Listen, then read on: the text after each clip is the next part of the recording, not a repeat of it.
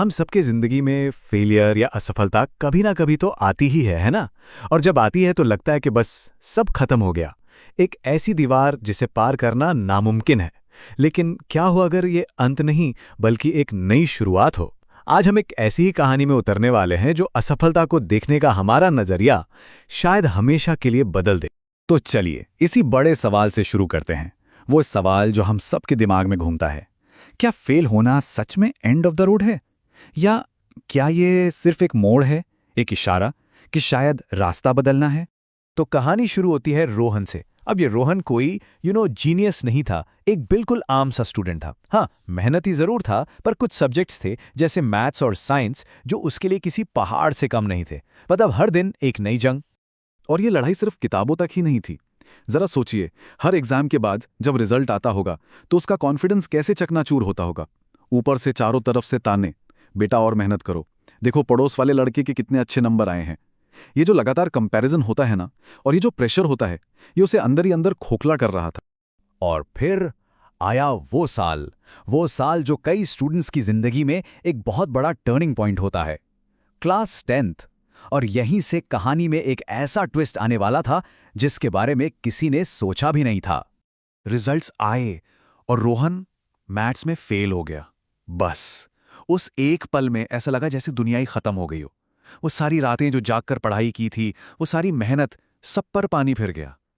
सच में वो उसकी जिंदगी का सबसे सबसे बुरा दिन था। लेकिन कहते हैं ना कि सबसे घना अंधेरा सुबह होने से ठीक पहले होता है। ठीक यहीं कहानी का असली टर्निंग पॉइंट आता है।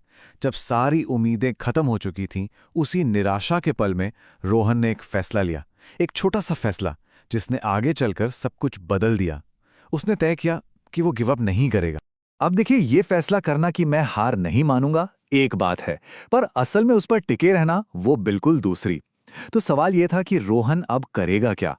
आखिर उसकी कमबैक की स्ट्रैटेजी क्या थी? चलिए देखते हैं। तो रोहन की स्ट्रैटेजी में कोई रॉकेट साइंस नहीं थी, बस कुछ सिंपल लेकिन बहुत पावरफुल स्टेप्स थे। पहला, उसने रट्टा मारना छोड़ दिया और कॉन्सेप्ट्स को असल में समझना शुरू किया, एक एक करके। दूसरा, उसने अपने अंदर से सवाल पूछने का डर निकाला, जो हम में से कितनों को होता है ना? तीसरा, उसने रोज प्रैक्टिस करने की आदत डाली, चाहे मूड हो या ना हो। चौथा, और ये बहुत जरूरी है, उसने अपनी हर गलती से सीखना शुरू किया, गलतियों को दुश्मन नहीं अपना टीचर बना लिया। और आखिरी में डिसिप्लिन। जब मोटिवेशन खत्म हो जाता है ना, तब यही काम आता है। हाँ, ये सब रातों रात नहीं हुआ, इसमें टाइम लगा, बहुत मेहनत लगी। लेकिन धीरे धीरे, आहिस्ता आहिस्ता, जो सवाल उसे पहले पहाड़ जैसे लगते थे ना, वो अब आसान पहेलियों जैसे लगने लगे। जो चीज कल तक इम्पॉसिबल लगती थी, अब पॉसिबल लगने लगी थी। और फिर रिजल्ट्स दिखने शुरू हुए। अगले एग्जाम में वो पास हो गया।